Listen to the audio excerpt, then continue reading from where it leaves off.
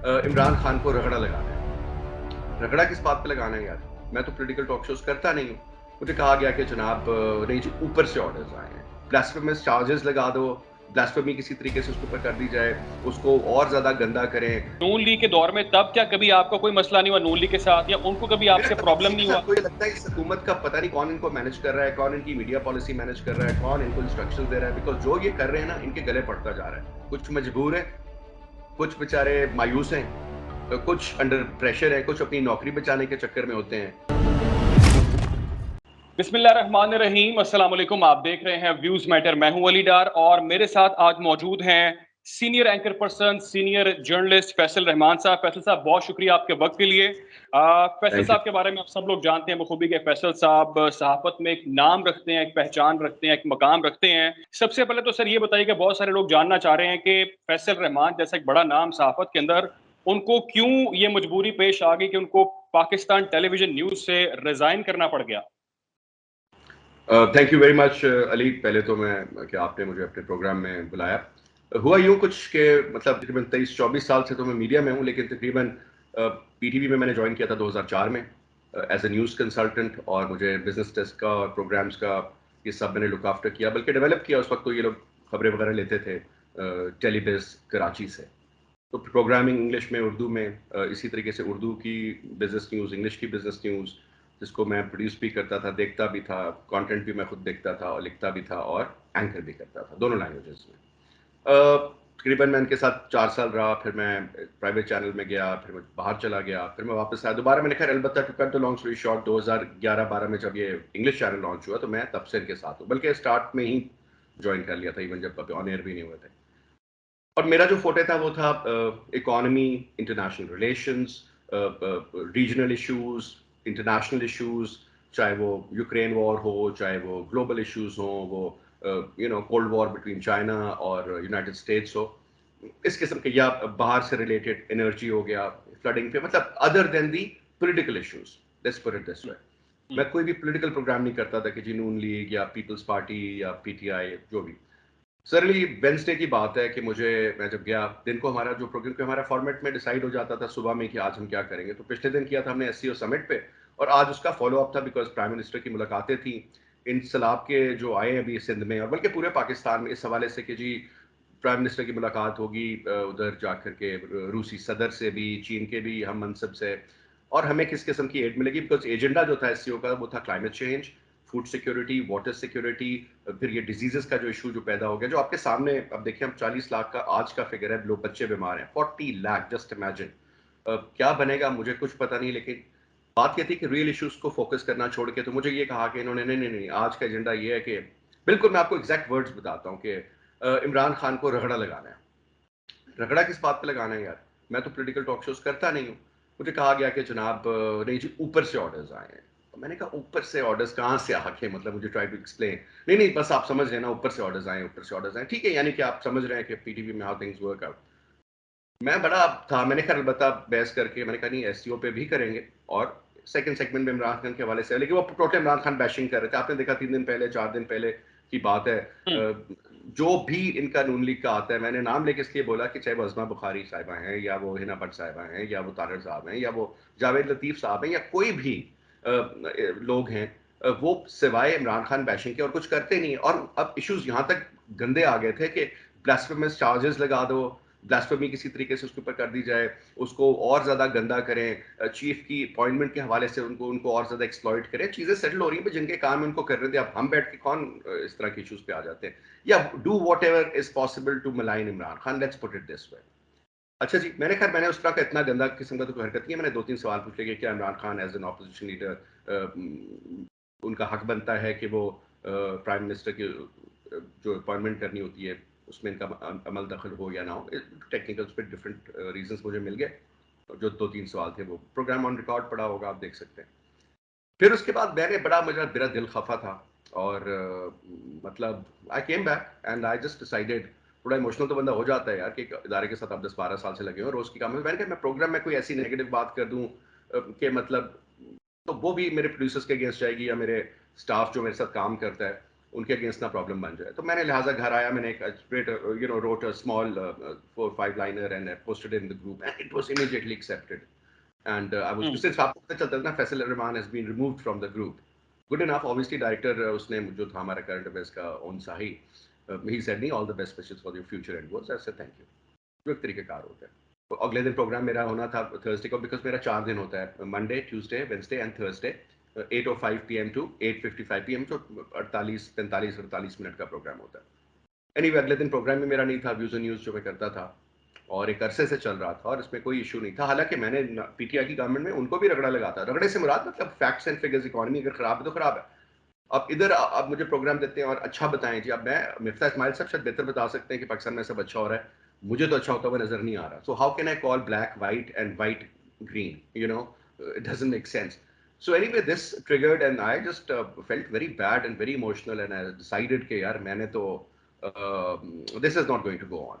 So I just simply मैंने एक छोटा सा वो एक बनाया था, क्योंकि आपको पता है इस मुल्क में हो ये रहा है कि जरा सी आप इनके अगेंस्ट कोई बात करें तो कभी वो टारगेट बनाते हैं किसी एक सहाफी को, फिर दूसरे को, फिर तीसरे को। जो कुछ हो रहा है वो आपके सामने को भूला नहीं, कौम देख रही है, दुनिया देख रही है लिटरली। और सो आई सेड यार देखो, ये अगर आपने मेरे साथ किया ना तो ये यूं नहीं चलेगा, लेकिन यूं अगर आपने करना, आपको बहुत शौक है कि जी फैंटी लगवानी, ये करना है, वो करना है, तो मुझे कोई थ्रेट किसी की तरफ से इस तरह नहीं आया, कोई ऐसी बात नहीं। क्योंकि कुछ कुछ प्रोग्राम्स को जिस तरह आप लोगों ने कमेंट्स लिखे तो उसमें थोड़ा सा उसको ऐसे कर दिया कि मुझे शायद ब्लास्फेमी के प्रोग्राम के बारे में कहा गया था। ऐसा नहीं कहा गया था, मैंने कहा ना आर्मी चीफ के हवाले से बात थी, because let's call spade spade. But ये हो रहा है आपके सामने, आपको नजर आ रहा है जिस तरह सिलसिले चल रहे हैं। ठीक है, फैसल साहब, मैंने आपका वो क्लिप भी देखा भी था, उसको शेयर भी किया नाज़रीन के साथ, लोगों ने उसको देखा, आपने जो मौक़िफ़ उसमें फर्स्ट टाइम दिया। एक क्वेश्चन है, वो मेरे माइंड में आ रहा है, बहुत से लोग पूछ भी रहे हैं कि पिछले 14 साल से आप पीटीवी के साथ मुंसलिक हैं, आपने हर तरह का दौर देखा, हर तरह का टाइम देखा, आपने ज़रदारी साहब का टाइम भी देखा, मुशर्रफ साहब का भी दौर आप देख चुके हैं। मुशर्रफ का दौर, जरदारी साहब का दौर, जरदारी साहब के दौर में 3 मिनिस्टर्स, शरी रहमान साहिबा हों, कायरा साहब हों, फिरदौस आशिक अवान थी, कभी हमें पुश नहीं किया जाता था।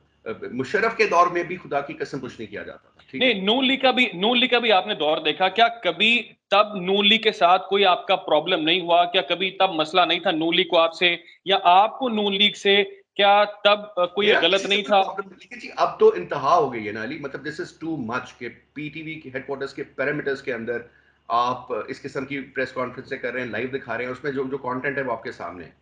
What is this going on? एक तो मेरा अपने आप से भी सवाल ये, और अंदर से भी मेरे ज़मीर का भी सवाल ये था। दूसरा ये कि मुझे कभी इस तरह मुझे कहा गया स्पेशली कि नहीं जी आप ये ऊपर से ऑर्डर्स हैं और आपने ये करना है। मैंने कहा ये मैं नहीं करूंगा, ये अनएथिकल चीज़ है और ये this is not on. If you expect किसी और ने, तो बेशुमार लोग कर रहे हैं आपके सामने, हर हुकूमत में होते हैं वो, तुमके कुछ तो ज़मीर होना चाहिए ना यार, ये बात है। ठीक है, प्लीज़ ठीक है, लेकिन मेरा पिछली दफ़ा मैं बात करूँ कि मैंने आपको कहा ना मेरे प्रोग्राम्स होते थे ऐसे इश्यूज़ पे जो कि नॉन पॉलिटिकल होते थे। मैं पॉलिटिकल बिल्कुल इश्यूज़ ठीक पे है। बात नहीं। फैसल साहब एक सवाल का बस क्विकली जवाब दे दें कि नून लीग के दौर में तब क्या कभी आपका कोई मसला नहीं हुआ नून लीग के साथ, या उनको कभी मेरा आपसे कभी प्रॉब्लम किसी के नहीं साथ हुआ? कोई मसला किसी भी दौर में नहीं हुआ, क्योंकि मैंने आपको कहा यही ना हुकूमत आप पहले थी, मैंने कहा यही हुकूमत पहले भी थी, अब भी यही हुकूमत है, यही लोग थे पहले भी, यार अब इस भी यही दफा तो लोग हैं। मुझे लगता है इस हुकूमत का पता नहीं कौन इनको मैनेज कर रहा है, कौन इनकी मीडिया पॉलिसी मैनेज कर रहा है, कौन इनको इंस्ट्रक्शंस दे रहा है, बिकॉज जो ये कर रहे हैं ना इनके गले पड़ता जा रहा है। कोई इनको समझाने वाला हो, अकल देने वाला हो कि भाई sometimes it's more important what not to do rather than what to do. ये इदारे को अगर आप इस्तेमाल कर रहे हैं टोटल अपने सियासी मकासद के लिए, और खुद के सियासी मकासद में ये नहीं कि खुद को प्रमोट तो करना ही करना है, तो हर हुकूमत करती है, कि दूसरे को इतना नीचा करो कि इतना नीचा करो कि जो जिस लेवल पे जाके आप कर सकते हैं, तो वो चीज इट वाजंट एक्सेप्टेबल यार, मतलब सर ये जुर्रत सिर्फ फैसल रहमान ने की है, या बाकी एम्प्लॉयज जो पीटीवी के हैं वो भी इस पर आवाज उठा रहे हैं, या बर्दाश्त कर रहे हैं और फॉलो कर रहे हैं इंस्ट्रक्शंस? इनडायरेक्टली तो सर मैं आपको बताऊं कि मुझे बहुत ज्यादा मेरे दोस्तों ने ये बात बोली पीटीवी के अंदर, तो मैं आपको अल्लाह जानता है ना कि हकीकत क्या है। कुछ मजबूर है, कुछ बेचारे मायूस हैं, तो कुछ अंडर प्रेशर है, कुछ अपनी नौकरी बचाने के चक्कर में होते हैं। यानी कि आप ये कहना चाह रहे हैं कि बहुत सारे लोग चुपचाप बर्दाश्त कर रहे हैं, जो अहकामात आ रहे बर्दाश्त हैं उनको मानते जा बिल्कुल रहे हैं, कर रहे और हैं, जो मैं आपको बता रहा हूँ ना जी, हमारी आपस में तो बात होती है ना कि क्या हो रहा है क्या नहीं हो रहा, लेकिन बस ठीक है, मजबूर। ये जुर्रत सिर्फ फैसल रहमान ने की, और आके उन्होंने खुला कहा कि भाई मैं इस चीज को मजीद फॉलो नहीं कर सकता और ये मेरा स्टांस है, इसके ऊपर मैं साइड पे हो रहा हूँ इस इदारे से। एग्जैक्टली अली। ठीक है। अच्छा, एक क्वेश्चन और जो आपने ज़िक्र किया था अपने फर्स्ट वीडियो क्लिप के अंदर, आपने ये तज़किरा किया कि इमरान खान साहब चेयरमैन पीटीआई वाहिद एक हल नज़र आते हैं आपको, ये तमाम तर मसले जो हल कर सकते हैं। आपके ख्याल से बहुत सारे लोग ये भी बात कर रहे हैं कि इमरान खान साहब ने जो डिलीवर करना था वो नहीं कर पाए, बहुत सारे टारगेट थे वो अचीव नहीं कर पाए। आपके ख्याल से क्या उन्होंने अचीव कर ली है, जो सोचते थे? नहीं अचीव कर सके जी, बहुत से वादे, मैं कहूँगा 50 लाख मकानों की बात की, इतनी करोड़ों की नौकरियों की बात की, वो चीज़ें कभी-कभी पॉलिटिकल स्टेटमेंट्स होती हैं, वो जलसे में तो बड़ा मज़ा देती हैं कि दो हम 20 अरब डॉलर या 200 अरब डॉलर सॉरी हम ले आएँगे, नहीं आ सकती ना वो चीज़ें। मुराद सईद के स्टेटमेंट्स थे, कहने का मकसद ये है कि कुछ चीज़ें ओवर एम्बिशियस, तो ये ओवर एम्बिशियस थे, लेकिन वो चीज़ें प्रैक्टिकल नहीं थी। One has to be rational, one has to be overwhelming नहीं करना चाहिए कि हम ये कर देंगे, वो कर देंगे, तो उसको भी हम क्रिटिसाइज़ करते थे कि ये तो पॉसिबल ही नहीं है। लेकिन उसका फिर कोविड का दौर आ गया आपके सामने, जिस टाइम इन्फ्लेशन बढ़ी। लेकिन अगर आप उस दौर की कंपैरिजन करें, इकोनॉमी के इकोनॉमिक फैक्टर्स देखें, इंडिकेटर्स देखें और आज के दौर से कंपेयर करें, तो आप मैं आपके साथ को पता ही, आप इस फील्ड में हैं कि क्या कंपैरिजन बनता ही नहीं है। द पॉइंट इज के वजह वो सब्सिडी दे रहा था, ये कर रहा था, अच्छा कर रहा था, बुरा कर रहा था, चीजें आपके सामने कुछ बेहतर होती भी नजर आती। मैं ये नहीं कहूँगा हर चीज बेहतर थी, हर चीज उस तरह थी, क्योंकि हर दौर में पॉलिटिकल स्लोगन्स अलग होते हैं, पॉलिटिकल उन स्लोगन्स के ऊपर सियासत इसलिए की जाती है कि जी हम ये कर देंगे, तो ये भी कहते थे हम उनका पेट फाड़ देंगे, उसको हम घसीट देंगे, ये कर देंगे, वो कर, ये सारे इकट्ठे बैठे हुए। तो मतलब ये मुझे हंसी भी आती है और मजाक भी लगता है कि मेरे मुल्क में at the end of the day जी आई एम अ पाकिस्तानी, सबसे पहले पाकिस्तान। तो मेरे मुल्क जो है वो दैट कम्स टू मी बिल्कुल सबसे पहले, बाकी चीजें बाद में। जॉब भी मिल जाती है बंदे को, नहीं मिलेगी तो देखा जाएगा जो भी होगा।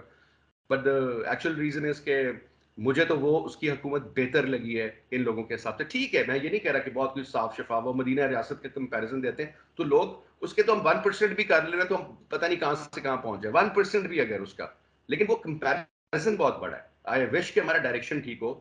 ठीक है, फैसल रहमान साहब, last question and very important जी क्वेश्चन जो इस वक्त आप मुझसे पर्सनल तौर पे पूछ रहे थे। मैंने एक वीडियो आपके लिए अपने चैनल पर शेयर की थी और लोगों ने मुझे पूछा कि फैसल रहमान साहब अब क्या करने जा रहे हैं? अब वो उन्होंने जॉब तो छोड़ दी पीटीवी से, अब उनके फ्यूचर प्लान्स क्या हैं? या मेरे फ्यूचर प्लान्स इंशाल्लाह, मेरा ये फील्ड है, इस फील्ड में मैं रहूंगा और ये मेरा राइट है, तो वो तो आई कंटिन्यू, चाहे यहाँ हो, चाहे बाहर हो, चाहे बाहर की कंपनी के साथ हो, लोकल चैनल्स के साथ हो, that is not an issue. बाकी इवन मेरा तो, और ये मैंने तो जो अपनी शेयर की थी चीज, वो अपने फेसबुक, जो कि एक मेरा लॉक्ड प्रोफाइल है, उस पर चंद दोस्तों के साथ, और चंद दोस्त वो जो आपके उसमें होते हैं टेलीफोन में, आपका व्हाट्सएप पे, दैट इज इट। मेरा अकाउंट नहीं है, मैंने आपको बताया। तो ये बाकी अकाउंट से हैंडल हुआ और उसके बाद मुझे पता चला कि मिलियंस इस पे कमेंट्स आए हैं, इसकी कई हजारों में इसकी ट्वीट शेयर हुई है, ये हुआ है, फिर जिस तरह आपके सामने ही सारा सिलसिला। तो बात यह है कि आई कंटिन्यू इंशाल्लाह। और अब तो वो इतनी मेच्योरिटी हुई है कि अब समझ में आ रही है कि साफत, एक बार बंदा यंग होता है तो और किस्म की बता, लेकिन अब सफेद बाल हो गए आपके सामने। ठीक है, जी बिल्कुल, बिल्कुल ठीक है। फैसल रहमान साहब, we wish you very good luck. आपने हमें अपना शुक्रिया, कीमती टाइम दिया और बहुत शुक्रिया। यकीनी तौर पे आपने बहुत खरी बातें की हैं, बहुत सच्ची बातें की हैं और सुनने वालों ने आपकी बातों को एडमायर किया, पसंद किया है। आप सब अपना ख्याल रखें और दुआ में याद रखें। अल्लाह हाफ़िज़।